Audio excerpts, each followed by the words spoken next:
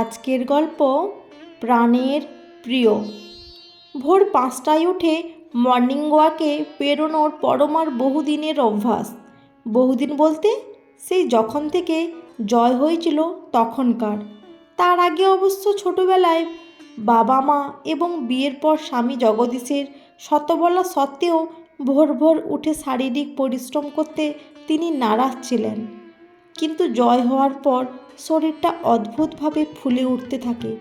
আয়নার সামনে দাঁড়িয়ে নিজেই নিজেকে যেন আর চিনতে পারতেন না। ক্রমশ একটা হতাশা এসে গ্রাস করেছিল তাকে। জগদীশই তখন আবার বললেন মর্নিং ওয়াকে বেরোনোর কথা। জগদীশ বলেন, পরমা নিজের কেরিয়ারে যদি অপ্রতিরোধ্য হতে পারে, এত লড়াই করতে পারে, তাহলে এখন সামান্য ঘুমের কাছে পরাজয় স্বীকার করে নিচ্ছে কেন? জগদীশের ভোকাল টনিক মন্ত্রের মতন কাজ করে। এবারে আর আপত্তি করেননি পরমা। জগদীশের সঙ্গে রোজ ভোর 5টায় শুরু হয় তার মর্নিং ওয়াক। সেই যে শুরু হলো, আজও চলছে সেই অভ্যাস। আজকাল মর্নিং ওয়ার্কে বেরোলে স্বামীর কথা ভীষণ মনে পড়ে তার। মর্নিং ওয়ার্কের অভ্যাসটা রয়ে গেলেও আজ আর 7 বছরের সেই অভ্যাসের সঙ্গীটা হারিয়ে গিয়েছে।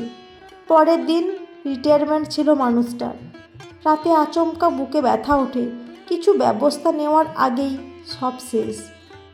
রোজ ভোরে মর্নিং ওয়াক সেরে ফিরে এসে নিজের বাগানে যান। শিউলি ফুল তুলে এনে রাখেন বসার ঘরে থাকা জগদীশের বড় ছবিটার সামনে।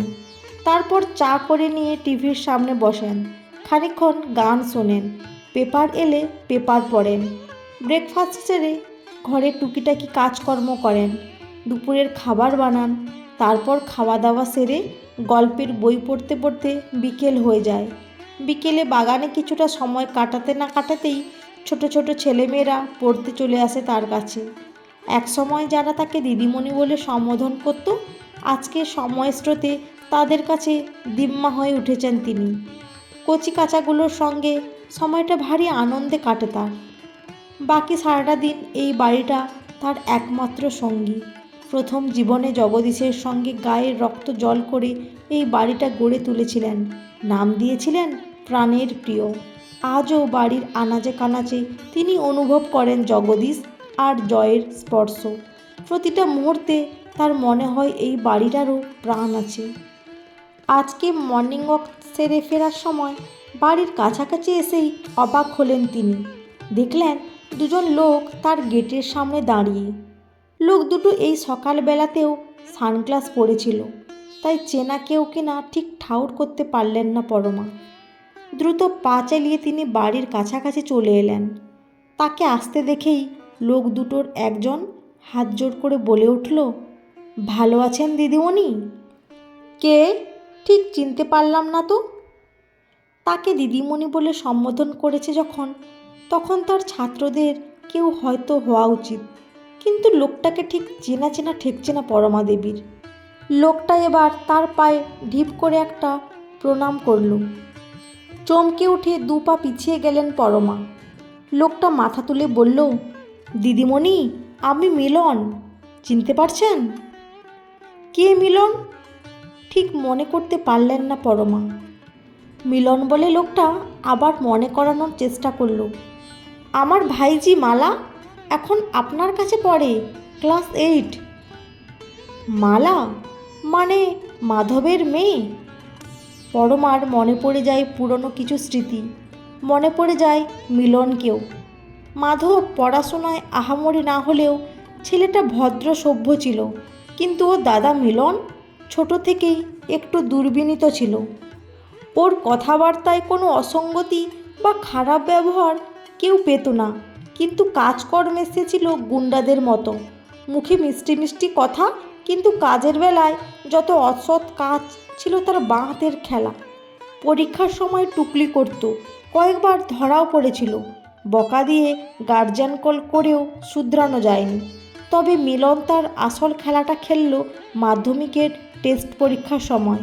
হেড স্যারের ঘর থেকে প্রশ্নপত্র চুরি করে টাকার বিনিময়ে ফাঁস করে দেয়। ব্যাপারটা জানাজানি হলেও কে এই কাণ্ডটি করেছে তা বোঝা যাচ্ছিল না। তখনই পরমা নিজের দায়িত্বে তদন্ত করে ছেলেটাকে ধরে ফেলে। স্কুল থেকে তাড়িয়ে দেওয়া হয় মিলনকে, মাধ্যমিক দিতে দেওয়া হয় না তাকে। তারপর থেকে পরমা ওর খোঁজ জানতেন না।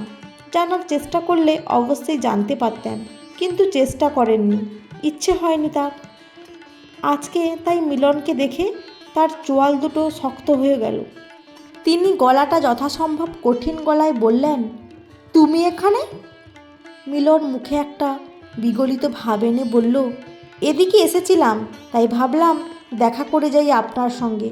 যতই হোক আপনার জন্য আমার জীবনটাই পাল্টে গিয়েছিল। মুখটা আরও শক্ত হয়ে গেল পরমার। মিলন খুব সম্ভবত সেটা খেয়াল করেই বলল, মানে আপনি সেদিন যে চড়টা মেরেছিলেন তাতে সাময়িক রাগ হলেও পরে আমার জ্ঞানচক্ষু খুলে যায়। আমি বুঝতে পারি আমি এতদিন কত অন্যায় করেছি, তারপর নিজেকে শুধরে নেওয়ার চেষ্টা করি। এর জন্য আপনার কাছে আমি চিরকৃতজ্ঞ। মিলনের কথা শুনে পরমার মুখটা এবার খানিকটা নরম হয়ে যায়। তিনি বলেন, এখন কি করা হয় তাহলে? ব্যবসা করি।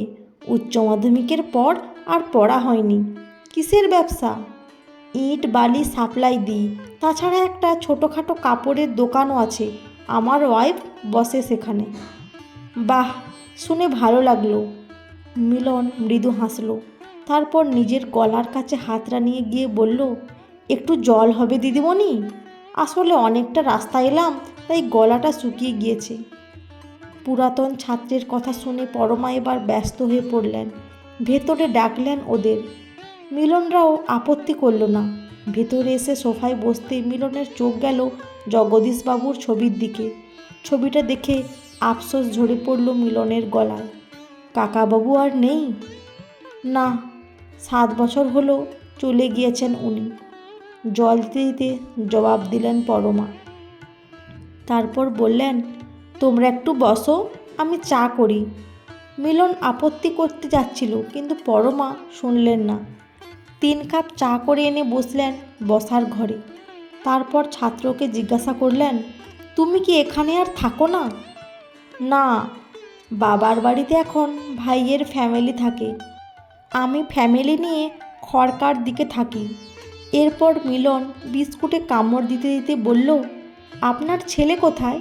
ওকে তো দেখছি না। জয় এখন ইউরোপে আছে। ওরে বাবা, বিশাল ব্যাপার যে। অল্প হাসলেন পরমা। তারপর বললেন, দূতাবাসে কাজ করে। দারুণ ব্যাপার।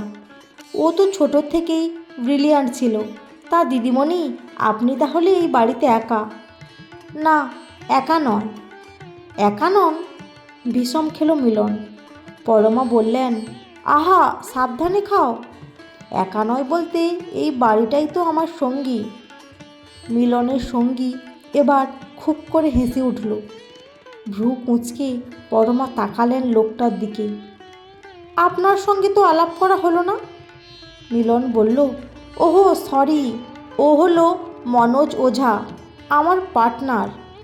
আচ্ছা, তা দিদিমণি, ছেলে থাকতে একটা নির্জীব বাড়িকে সঙ্গী করে থাকার কি দরকার? হ্যাঁ, জয় বলে ওর কাছে চলে যেতে। ওর স্ত্রীও খুব ভালো মেয়ে। কিন্তু আমারই এই বাড়ি, এই দেশ ছেড়ে গিয়ে পোষাবে না।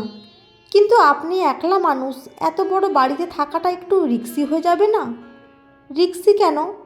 এই তো দিব্যি আছি। না, ধরুন হঠাৎ শরীর খারাপ হলে তখন? হলেই বা কি, যেদিন মৃত্যু রয়েছে সেদিন তাকে কেউ আটকাতে পারবে না। আমার তো পায়ের বেড়ি বলতে কিছুই নেই, তাই মৃত্যুকে ভয় পাই না। মিলনের সঙ্গী আবারও খুব করে হেসে বলল, মাপ করবেন, এরকমটা ওই মনেই হয়, কিন্তু মৃত্যু সামনে এলে তখন সবার হাওয়া ফুস হয়ে যায়।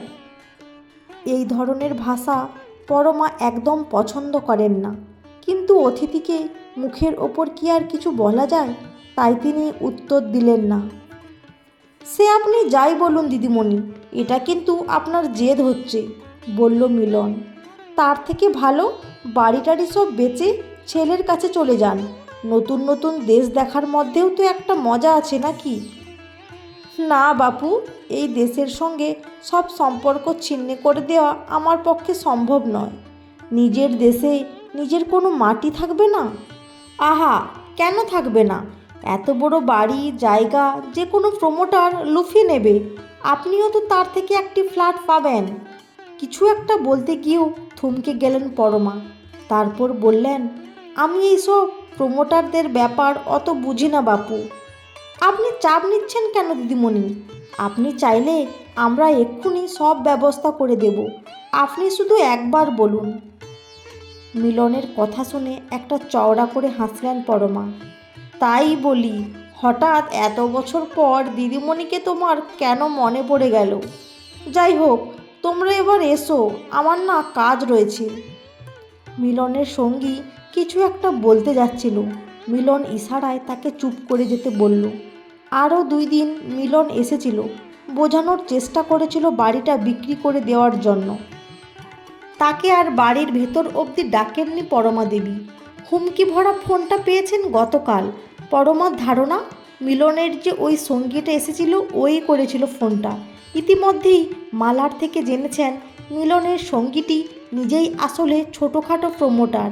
এতদিন তিনি জয়কে কিছুই বলেননি, কিন্তু গতকাল ফোনটা পাওয়ার পর ছেলেকে ফোনে জানিয়েছেন সবটা।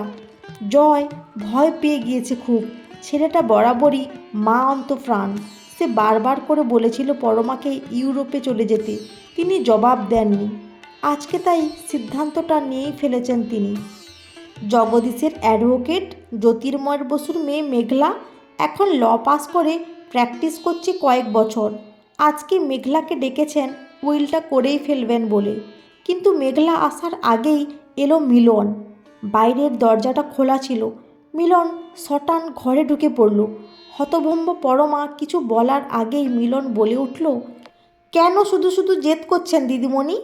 এত বড় বাড়ি নিয়ে কি করবেন একলা? সে কৈফত আমি তোমাকে দেব না মিলন। কৈফিয়ত চাইছি না, সাবধান করছি। আপনাকে রেসপেক্ট করি বলেই আজকে এলাম। সাবধান করছো মানে? মানে আপনার হয়তো মনে হচ্ছে আমি বা মনোজ এর পিছনে আছি, কিন্তু সত্যিটা হলো আপনার পেছনে আসলে অন্য লোক লেগেছে। শহরের অন্যতম ধনী ব্যবসায়ীর মেয়ের এই প্লটটা দারুণ পছন্দ হয়েছে। সে বড় পার্টিকে টাকা দিয়েছে, তারা মনোজকে দায়িত্ব দিয়েছে আপনার সঙ্গে ডিল করার। আর তুমি এদের মাঝের দালাল, তাই তো? এই শব্দটা আমার হেব্বি অপছন্দ দিদিমণি, কিন্তু আপনি বললেন তাই কিছু বলছি না। তবে আপনাকে আবারও বলবো, ভেবে দেখুন। শোনো মিলন, আমাকে আর বিরক্ত করো না। আমার জীবদ্দশায় এই বাড়ি তোমরা পাবে না। তোমাদের ওই ব্যবসায়ীর মেয়েকে বলে দিও তার শখ মেটানোর জন্য আমি আমার প্রাণের প্রিয় ধূলিসাৎ হতে দেব না। আর আমার মৃত্যুর পর এই বাড়ি আমি অনাথ আশ্রম তৈরির জন্য দান করে দেব। আজকেই উইল তৈরি হয়ে যাবে। দাঁতে দাঁত চেপে বললেন পরমা। মেঘলা আজকে আসতে পারেনি। জ্যোতির্ময়বাবু অ্যাক্সিডেন্ট করেছেন। বিষণ্ণ মনে শুতে গেলেন পরমা। এই বাড়িটাকে বিক্রি করে দেওয়ার কথা তিনি ভাবতেও পারেন না। একটা বাড়ির সঙ্গে সেই বাড়ি যে তৈরি করে তার যে কী আবেগ জড়িয়ে থাকে তা বাইরের কেউ কখনো বুঝবে না। ঘরের আলোটা নিভিয়ে দিতেই পরমা খেয়াল করলেন রাস্তার আলোটা জ্বলছে না আজ। অন্যদিন তার পেয়ারা গাছের ফাঁক দিয়ে ওই রাস্তার আলোটা এমনভাবে পড়ে যে তার বেডরুমটা অনেকাংশে আলোকিত হয়ে যায়। নাইট বাল্ব জ্বালানোর প্রয়োজন পড়ে না। আজকে আলোটা জ্বলছে না দেখে নাইট বাল্বটা জ্বালালেন তিনি। তারপর শুয়ে পড়লেন বিছানায়। রাতের অন্ধকারে কালো পোশাকে শরীরটা মুড়ি দিয়ে খুব সন্তর্পণে প্রাণের প্রিয়র পেছন দিকে দরজার একটু অংশ মেশিন দিয়ে কেটে ফেলল এক ছায়ামূর্তি। তারপর হাত গলিয়ে অ্যাসিড ঢেলে তালাটাকে গলিয়ে দিল। তারপর পা টিপে টিপে ঢুকে পড়ল ঘরের মধ্যে। গোটা ঘর এখন নিস্তব্ধ। বাইরে থেকে ঝিঁঝির ডাক ছাড়া আর কোনো শব্দ আসছে না।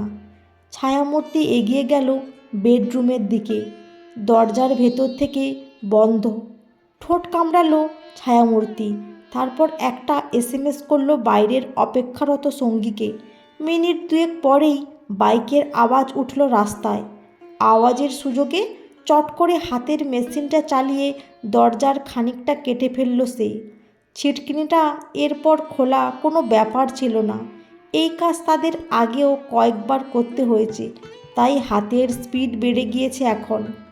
নিজের মনেই একবার হাসল সে, তারপর দ্রুত পায়ে ঘরের মধ্যে ঢুকে গেল।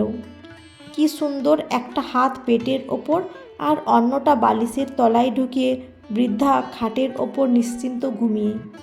একে মারার জন্য ছুরির দরকার পড়বে না, তাই সে নিজের কালো দস্তানা ঢোকা হাতগুলো নিয়ে চেপে ধরল বৃদ্ধার গলা।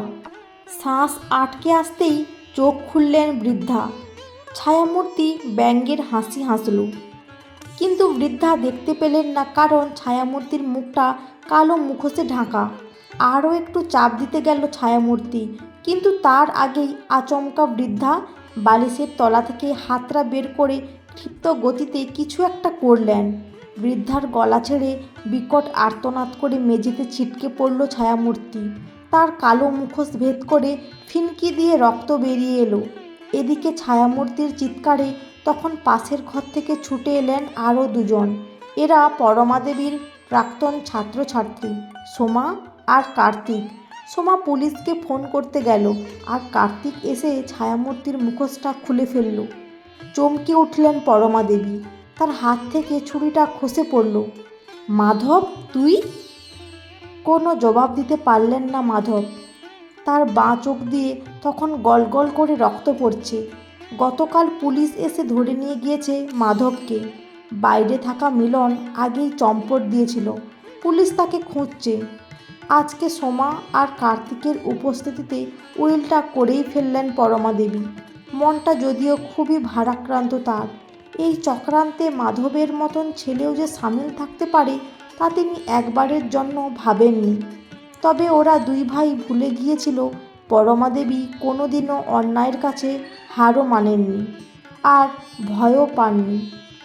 কাল আবেগের বশে মিলনকে উইলের কথাটা বলে ফেলেই তার মনে হয়েছিল ওরা এত সহজে ছাড়বে না। তাই সোমা আর কার্তিককে সবটা বলে রাতে থাকতে বললেন। সেই সঙ্গে নিজেও ছুরি নিয়ে প্রস্তুত ছিলেন। কার্তিক আগেই পুলিশকে জানাবে বললেও তিনি রাজি হননি, কারণ পুলিশও অনেক সময় এদের হাতে থাকে। তার একদম হাতে নাতে ধরতে চেয়েছিলেন। তাছাড়া বয়স্ক মহিলা মানেই যে অসহায়, দুর্বল নয়, তা প্রমাণ করে দিলেন পরমা দেবী। বন্ধুরা, আজকের গল্পটি কেমন লাগলো? যদি ভালো লেগে থাকে অবশ্যই একটি লাইক দিয়ে চ্যানেলটি সাবস্ক্রাইব করে পাশে থাকবেন। অসংখ্য ধন্যবাদ।